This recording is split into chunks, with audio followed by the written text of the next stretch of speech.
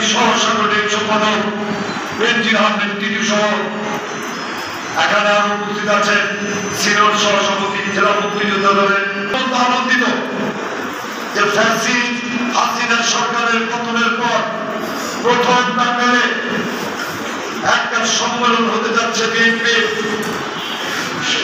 অঙ্গ সংগঠনের সেই জাতীয়তাবাদী মুক্তিযোদ্ধা দল।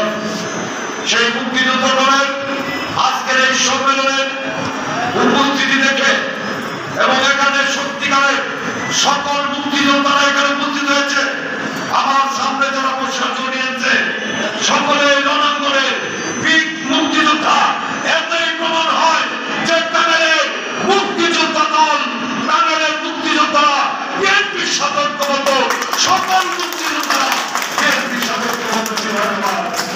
আপনারা জানেন মুক্তিযুদ্ধের ইতিহাসে টাঙ্গাইলের একটা বিশেষ ভূমিকা রয়েছে এবং এই সমস্ত মুক্তিযোদ্ধারাই রণাঙ্গনে থেকে সেদিন তারা যুদ্ধ করে